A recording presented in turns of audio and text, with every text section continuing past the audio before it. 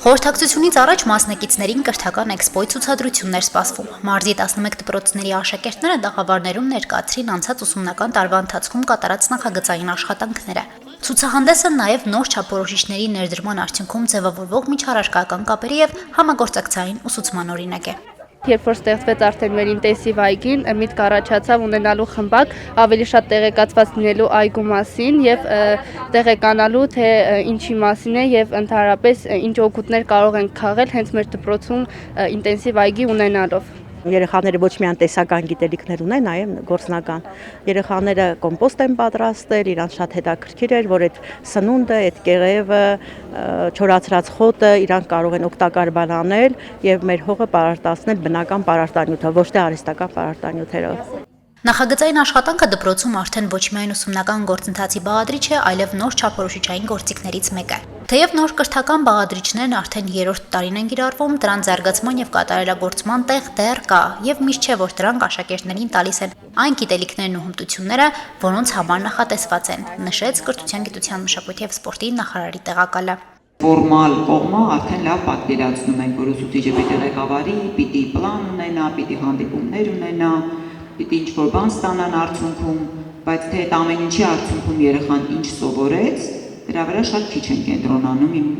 խորին համոզմամբ, որովհետև նույնիսկ եթե երեխան ինչ-որ բան պատմում է, ցույց է տալիս իր նախագծի շրջանակում, այդ նույն թեմային վերաբերող 1 կամ 2 հարց տալու դեպքում համոզվում ես, որ երեխան խորքային չի տիրապետում այդ թեմային։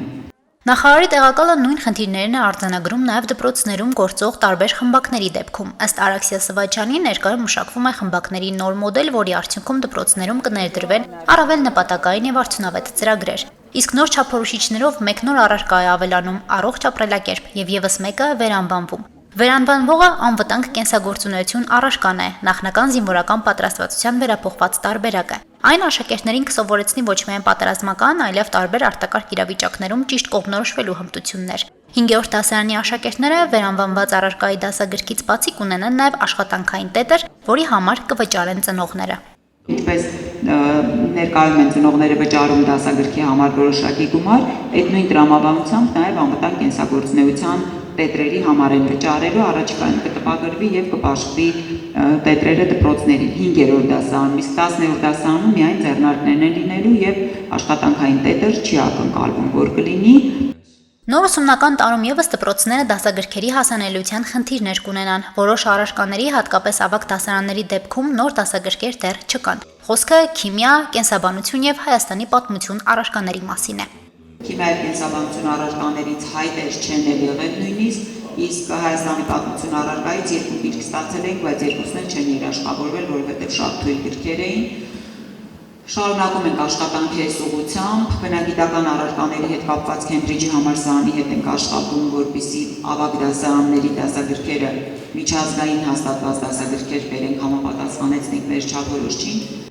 Նախարարի տեղակալը մտահոգիչ ցուցանիշներ է արձանագրում դպրոցների արտաքին գնահատման համակարգի օբյեկտիվության հարցում։ Հանրապետության միջին արդյունքը կազմել է 6.65, իսկ Շիրակի մարզինը 6.63 միավոր։ 10 միավոր է ստացել աշակերտների ընդամենը 1.3%-ը, իսկ 762 աշակերտ 1-ից 3 միավոր։ Մնացածը գնահատվել է 4-ից 7 միավոր։ Մենք ինքներս նախարարության վարչությունը, գզնակի մեր գործընկերները տարբեր դպրոցներում են եղել եւ ունեցել ենք իրավիճակ, երբ մի դպրոցի մի դասարանում ծայրից ծայր նախարարության աշխատակիցը կանգնած է եղել, մյուս դասարանի արդյունքները ավելի բարձր են եղել, քան այն դասարանինը, որտեղ մենք կանգնած ենք եղել։ Նոր ուսումնական տարվանից դպրոցների բովանդակային կառավարումն անցնում է նախարարությանը, իսկ վարչատնտեսական կառավարումը մարզպետարաններին։ Սա հավելյալ ծավալ է առաջացնում նախարարության համար, բայց այստեղ կարևորը աշխատանքի ծավալը չի, այլ աշխատանքի արդյունավետությունն է եւ հետայսու էլ շարունակվելու է նույն ձևաչափով իրականացվել, միայն